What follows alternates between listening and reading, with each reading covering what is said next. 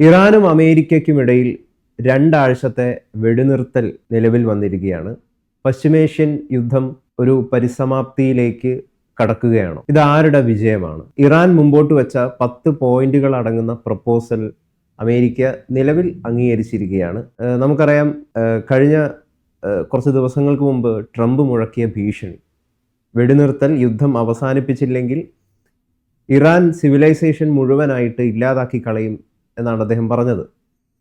ആ dead line, അദ്ദേഹം നൽകിയ ആ ഒരു ഡെഡ് ലൈൻ അവസാനിക്കാൻ 2 മണിക്കൂർ മാത്രം ശേഷിക്കെയാണ് ഇത്തരത്തിലുള്ളൊരു വെടിനിർത്തൽ പ്രാബല്യത്തിൽ വന്നിരിക്കുന്നത്.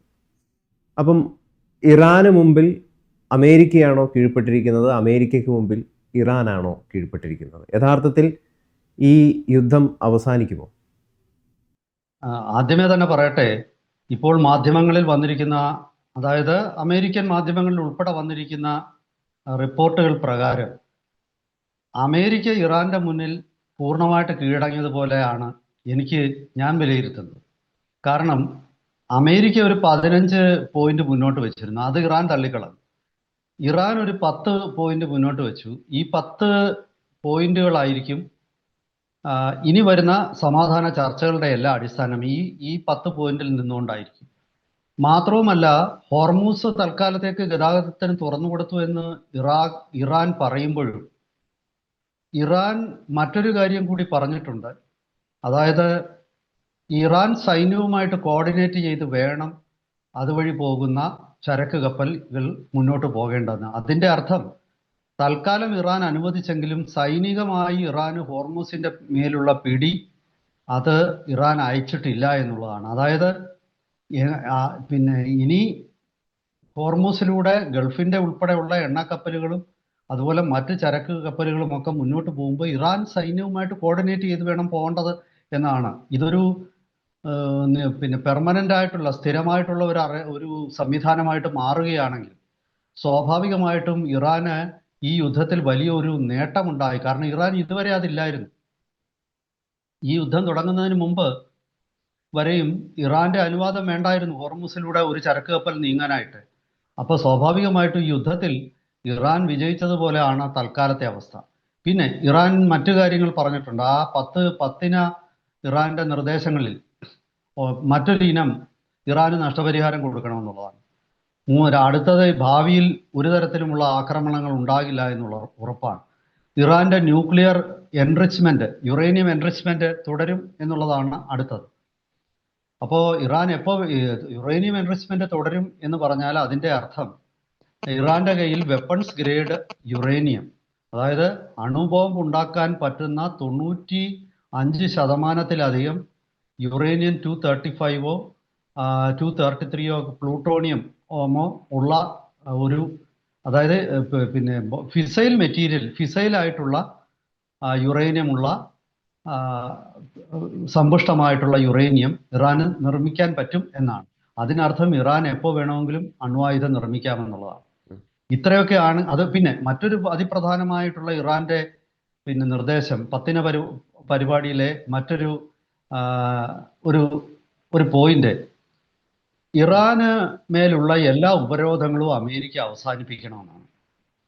അതായത് ഇപ്പൊ ശരിക്കും പറഞ്ഞാല് ഈ 10 പരിപാടി കണ്ടു കഴിയുമ്പോൾ നമുക്ക് തോന്നുന്നത്, ഈ പണ്ട് തിരുവിതാംകൂറിൽ ഒരു ശിക്ഷയുണ്ടായിരുന്നു, അടിയും കൊണ്ട് പുളിയും കുടിച്ച് തെറിയും കേട്ട് പണവും കെട്ടുക എന്ന് പറയും.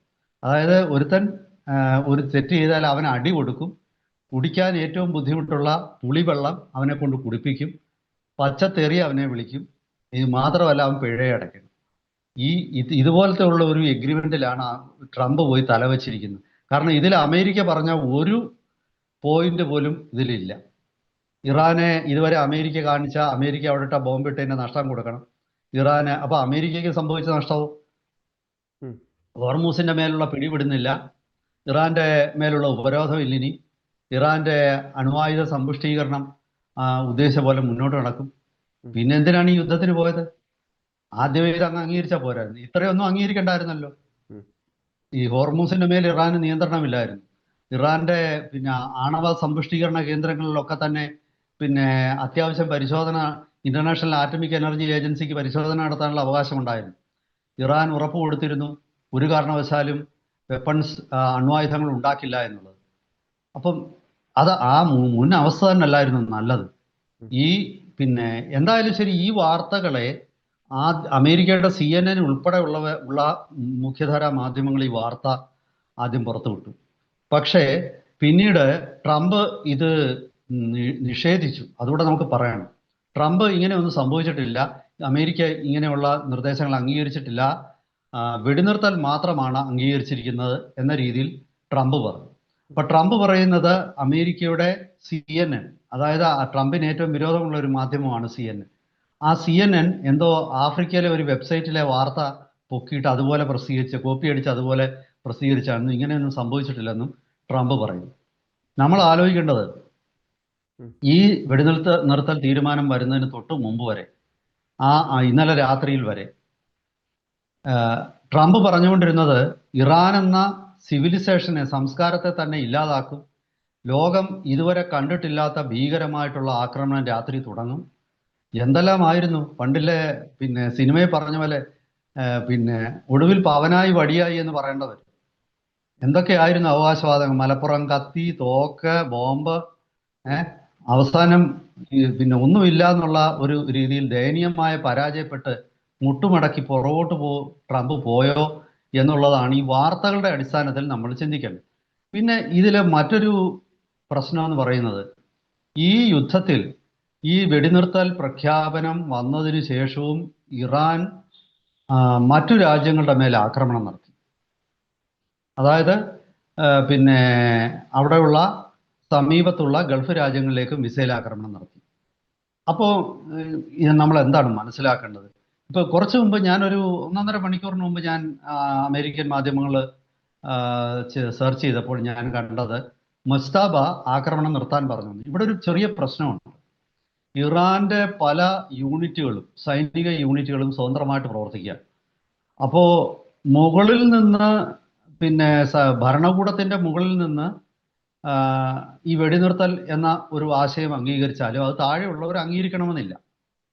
താഴെയുള്ള ഘടകങ്ങൾ പലതും സ്വതന്ത്രമായിട്ട്, അതായത് ഇപ്പൊ ഇറാനെ സംബന്ധിച്ചുള്ള ഒരു വലിയ പ്രശ്നം, ഇറാനിലെ നേതൃത്വ നിര ഏതാണ്ട് പൂർണ്ണമായിട്ട്, അതായത് റവല്യൂഷണറി ഗാർഡ്സിന്റെ തലവനെ പോലും ഈ 2 ദിവസം മുമ്പ് കൊലപ്പെടുത്തി. അപ്പൊ ഇറാനിൽ ഈ 2ാം നിര നേതൃത്വമാണ് ഇന്ന് നിലവിലുള്ളത്. ചോദിച്ചോളൂ. ഇത് യഥാർത്ഥത്തിൽ ട്രംപിന്റെ അമേരിക്കയുടെ വിജയല്ലേ? കാരണം ഇറാൻ സിവിലൈസേഷനെ മൊത്തം ഇല്ലാതാക്കി കളയുമെന്ന് പറയുന്ന ഒരു ഭീഷണി അദ്ദേഹം മുഴക്കിയിരുന്നു.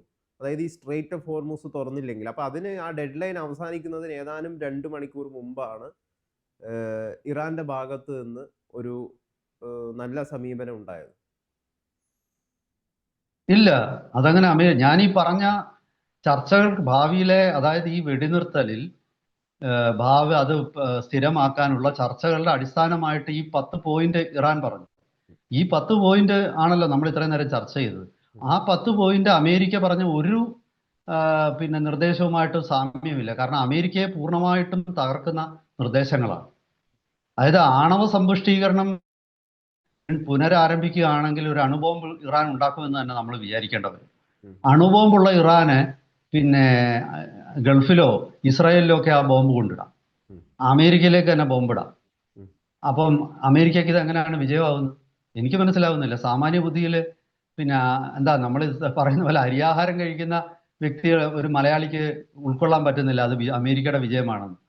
അമേരിക്കൻ പ്രസിഡന്റ് ട്രംപ് പലപ്പോഴും പരസ്പര വിരുദ്ധമായിട്ട് സംസാരിക്കുന്നു. യുദ്ധതന്ത്രം എന്നൊക്കെ പറയുന്നുണ്ടെങ്കിലും ഈ തന്ത്രം കൊണ്ട് എന്താണ് നേട്ടം? ഇതിലെ അമേരിക്കയ്ക്ക് എന്താ നേട്ടം? പക്ഷെ ഇതിലിപ്പം ട്രംപ് പറഞ്ഞിരിക്കുന്നത് തന്റെ ഒരു വലിയ വിജയമായിട്ടാണ് ട്രംപ് ഇപ്പം ഇതിനെ കാണുന്നത്. I agree to suspend the bombing and attack of Iran for period of 2 weeks. ഇത് അമേരിക്കയുടെ ഒരു വലിയ വിജയമാണ്. കാരണം അവര് സ്ട്രെയിറ്റ് ഓഫ് ഹോർമുസ് എന്റെ ഭീഷണിക്ക് മുഴങ്ങി തുറക്കാൻ അവര് അങ്ങനെയൊക്കെയാണ് ട്രംപ് പറയുന്നത്. അതുകൊണ്ടാണ് ഞാൻ ചോദിച്ചത്. അല്ല, അത് ഈ യുദ്ധത്തിന് മുമ്പ് സ്ട്രെയിറ്റ് ഓഫ് ഹോർമുസ് തുറന്നു കിടക്കുമായിരുന്നല്ലോ. പിന്നെ എന്തിനാ യുദ്ധം ചെയ്തത്? യുദ്ധം ചെയ്യാൻ വരുന്നതിന് മുമ്പ് സ്ട്രെയിറ്റ് ഓഫ് ഹോർമുസ് തുറന്നു കിടക്കുമായിരുന്നല്ലോ, ഒന്നാമത്തേത്.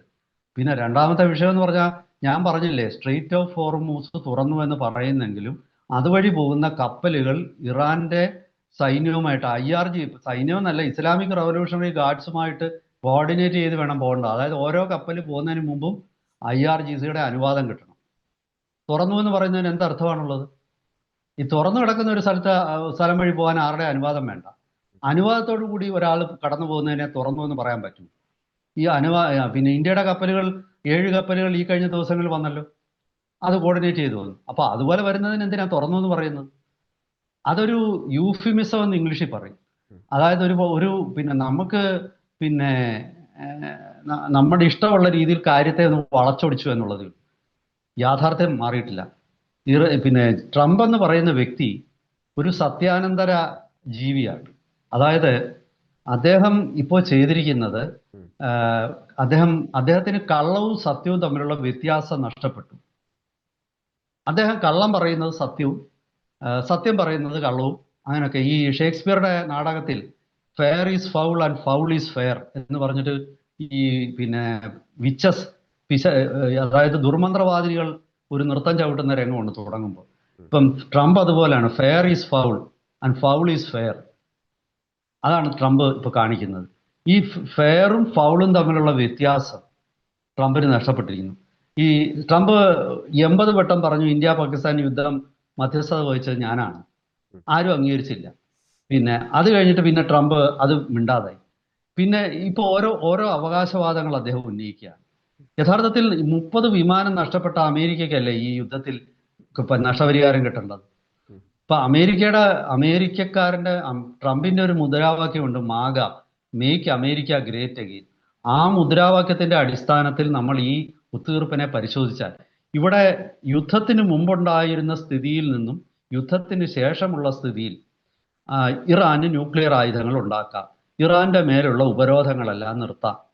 ഈ 2 കാരണങ്ങൾ എന്ന് പറയുന്ന അമേരിക്കയെ സംബന്ധിച്ചിടത്തോളം ഏറ്റവും വലിയ തിരിച്ചടിയല്ലേ.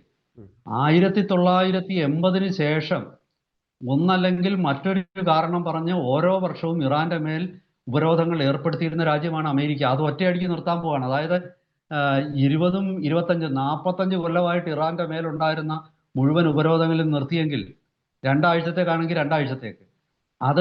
അതിൽ പരം വലിയ വിജയം ഇറാനുണ്ട്. ട്രംപിന് അമേരിക്കയ്ക്കും അതിൽ വലിയ പരാജയമുണ്ട്. ഇത് പിന്നെ കുനിയുമല്ല ചെയ്തത്. പിന്നെ ട്രംപ് കുനിയുമല്ല, മുട്ടിലെഴയുകയുമല്ല, നമസ്കരിക്കുകയാണ് ചെയ്തത്. ആ രീതിയിലായില്ലേ കാര്യങ്ങൾ? അപ്പം ഇതിൽ ഏത് രീതിയിലാണ് ട്രംപ് വിജയിച്ചത്? ട്രംപ് ഇറാന് നൽകിയത് 48 മണിക്കൂറാണ്. അപ്പൊ അതിനു മുമ്പ് ഈ സ്ട്രെയിറ്റ് ഓഫ് ഹോർമുസ് തുറക്കണം എന്നുള്ളതായിരുന്നു അദ്ദേഹത്തിന്റെ ആവശ്യം എന്ന് പറയുന്നത്. അപ്പൊ ഇപ്പം ട്രൂത്ത് സോഷ്യലിൽ ട്രംപ് നേരത്തെ കുറിച്ചിരുന്നത്, a whole civilization will die tonight, never to be brought back again. I don't want that to happen, but it probably will എന്നാണ് അദ്ദേഹം കുറിച്ചിരുന്നത്. അപ്പം ഇദ്ദേഹം ഇപ്പോഴത്തെ റിപ്പോർട്ടുകളെ പ്രകാരം സ്ട്രെയിറ്റ് ഓഫ് ഹോർമുസ് തുറന്നിരിക്കുന്നു. അമേരിക്കൻ കപ്പലുകൾക്ക് ഇനി അതുവഴി സുഗമമായിട്ട് പോകാനുള്ള അവസരം വന്നിരിക്കുന്നു. അതുകൊണ്ട് എൻ്റെ മുമ്പിൽ ഇറാൻ കീഴ്പ്പെട്ടിരിക്കുന്നു എന്നാണ് ട്രംപ് പറയുന്നത്. അല്ല, അത് അദ്ദേഹത്തിന്റെ പിന്നെ ഫാന്റസികളാണ്. അദ്ദേഹത്തിന്റെ ദിവാസ്വപ്നങ്ങളാണെന്നാണ് എനിക്ക് തോന്നുന്നത്. I don't want the civilization to be obliterated അല്ലെങ്കിൽ ടു ബി ഫിനിഷ്ഡ് എന്ന് പിന്നെ ട്രംപ് പറയുന്നു. But Iran has not requested to end the war. Iran അങ്ങനെ ഒരു റിക്വസ്റ്റ് കൊടുത്തിട്ടില്ല. അപ്പൊ പിന്നെ what should we understand? What is the take away from this? ഇതാണ് ഇതിനകത്തിലെ ഒരു ചോദ്യം. അതായത് പിന്നെ ട്രംപാണ് അപ്പുറത്തോട്ട് പറഞ്ഞിരിക്കുന്ന ഈ യുദ്ധം നിർത്തണമെന്ന്. ഇറാൻ ആവശ്യപ്പെട്ടിട്ടില്ലല്ലോ യുദ്ധം നിർത്തണമെന്ന്. ഇറാൻ അങ്ങനെ ഒരു ഔദ്യോഗികമായിട്ടൊരു സ്റ്റേറ്റ്മെന്റ് ഇറക്കിയിട്ടില്ലല്ലോ യുദ്ധം നിർത്തണമെന്നോ വെടിനിർത്തൽ വേണമെന്നോ. ഇറാൻ എന്ന civilisation, they don't want to protect their civilization. They want to fight till the end. Then how can Trump claim to have won the war? ഇതാണ് ഇതിനകത്തിലെ ഒരു ചോദ്യം. അപ്പം ഇതിലുള്ള ഒരു വലിയ യഥാർത്ഥത്തിൽ ഒരു വലിയ ഒരു പാരഡോക്സ് ഉണ്ട്, ഒരു വൈരുദ്ധ്യം, അല്ലെങ്കിൽ അതായത് ഇറാൻ യുദ്ധം വെടിനിർത്തൽ ആവശ്യപ്പെട്ടിട്ടില്ല. ഇറാൻ പിന്നെ അമേരിക്കയുടെ ഒരു പോയിന്റും അംഗീകരിച്ചിട്ടില്ല. ഇറാൻ പുതുതായിട്ട് ഒരു നേട്ടവും അമേരിക്കയ്ക്ക് കൊടുത്തിട്ടില്ല. ഈ പറയുന്ന ഹോർമൂസ് മുമ്പ് തുറന്നു കിടക്കുമായിരുന്നു. യുദ്ധത്തിന് മുമ്പ്, ഈ ആക്രമണത്തിന് മുമ്പ് അതുവഴി പോകാൻ ആർക്കും അനുവാദം ഉണ്ടായിരുന്നു. ഇപ്പം അതുവഴി പോകുന്നവരൊക്കെ ഇറാന്റെ IRGCയുടെ അനുവാദം വാങ്ങിക്കണം. അതുവഴി കടന്നു പോകാമെന്ന് മാത്രമേ ഉള്ളൂ. അപ്പം എനിക്കറിഞ്ഞുകൂടാ ഇതിൽ ഏത് രീതിയിലാണ് അമേരിക്ക വിജയിച്ചത്. നമ്മൾ എത്ര കാൽപ്പനികമായിട്ട് ചിന്തിച്ചാലും, എത്ര ഭാവനകൾ ഉണ്ടായാലും, ഈ ഭ്രാന്തന്മാർ പോലും ചിന്തിക്കുമ്പോൾ അതിനകത്തിൽ എന്തെങ്കിലും ഒരു അർത്ഥം കാണും. ഇപ്പോൾ ട്രംപ് ശരിക്കും പറഞ്ഞാൽ എൻ്റെ ഒരു വിലയിരുത്തൽ, ട്രംപ് അമേരിക്കയെ വലിയ അപകടത്തിലേക്ക് തള്ളിവിടുകയാണ്. അമേരിക്ക പിന്നെ ഇറാൻ എന്ന സിവിലൈസേഷനെ അല്ല, പിന്നെ അമേരിക്കൻ ഡ്രീം എന്നൊരു കാര്യമുണ്ട്. അമേരിക്ക എപ്പോഴും ഉയർത്തിപ്പിടിക്കുന്ന ഒരു ഫ്രേസാണ് അമേരിക്കൻ ഡ്രീം. അതായത് ഈ മനുഷ്യ സ്വാതന്ത്ര്യത്തിന്റെ പരമോന്നതിയായ ഒരു ഭൂമി, ഒരു പ്രദേശം. ആ അമേരിക്കൻ ഡ്രീം എന്ന് പറയുന്നത് ട്രംപ് ഇല്ലാതാക്കി എന്നുള്ളതാണ് എൻ്റെ വിലയിരുത്തൽ. എന്തായാലും ശരി, വരും ദിവസങ്ങളിൽ ഇതിന്റെ കൂടുതൽ വിശദാംശങ്ങൾ പുറത്തു വരും. ഞാൻ ഈ വെടിനിർത്തൽ നിലനിൽക്കുമെന്നൊന്നും വിശ്വസിക്കുന്നില്ല. ഈ വെടിനിർത്തൽ ഇതോടെ അവസാനിക്കും. ഒന്നുകിൽ പിന്നെ നമ്മുടെ ഈ മലയാളത്തിലൊരു ചൊല്ലുണ്ട്, കണ്ടകൻ കൊണ്ടേ പോകുമെന്ന് പറയും. കണ്ടകശനി വന്നാൽ അത് ആളിനെ കൊണ്ടേ പോകും. ഇപ്പൊ ട്രംപിന് കണ്ടകശനിയാണെന്നാണ് ഞാൻ വിചാരിക്കുന്നത്. എന്തായാലും അത് ഇയാളെ കൊണ്ടേ പോകും. സാറ് ഇതാണ് എനിക്ക് പറഞ്ഞത് തോന്നുന്നത്. തീർച്ചയായിട്ടും ട്രംപിന്റെ ഫാന്റസി എന്നാണ് സാറ് പറഞ്ഞത്. എന്തായാലും വൈറ്റ് ഹൗസ് ഈ ഒരു വെടിനിർത്തലിനെ വിക്ടറി ഫോർ ദ US എന്നാണ് ഇപ്പം വിശേഷിപ്പിച്ചിരിക്കുന്നത്. ആർക്കും എന്തും പറയാമല്ലോ. ഇപ്പം തല്ലുകൊണ്ടാ കൊണ്ടില്ലെന്ന് പറയാമല്ലോ. സമയം തീർന്നുകൊണ്ട് ഞാനിപ്പോ തൽക്കാലം കൂടുതൽ ഒന്നും പറയുന്നില്ല.